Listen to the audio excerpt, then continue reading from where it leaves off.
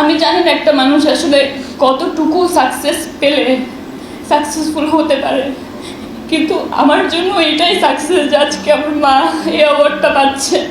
আমার মায়ের স্যাক্রিফাইস নিয়ে যদি আমার বলতে হয় কিংবা তার কষ্ট নিয়ে বলতে হয়, আমার আসলে ফিরে যেতে হবে 2009 সালে, যখন আমরা সবাই আমার আব্বু সবসময় আসলে দেশের বাইরে চাকরির জন্য ছিলেন, আমরাও তাদের সাথে দেশের বাইরেই ছিলাম। 2009 সালে আমরা যখন দেশে আসি তখন আমি জানি না কীভাবে যেন আমি লাস্ট চ্যানেল সুপারস্টার কম্পিটিশনটাতে আমি আমার ছবি পাঠাই এবং প্রাথমিকভাবে সিলেক্টেড হয়ে যাই। আমার ওই দিনের কথাটা মনে আছে। আমি এসে আম্মুকে আমি বলি, তখন আমার বাবা দেশের বাইরে, আম্মুকে বলি, আম্মু লাস্ট চ্যানেল সুপারস্টার থেকে আমি আসলে সুযোগ পেয়েছি, এখন এগিয়ে যাওয়ার সুযোগটুকু আসলে তোমার দিতে হবে। আমি কি অডিশনের জন্য মানে পরবর্তী রাউন্ডে যেতে পারি? তো তখন আমার ছোট ভাই একেবারে 3.5 বছরের, এবং আমরা 5 ভাই বোন, আমি সবার বড়।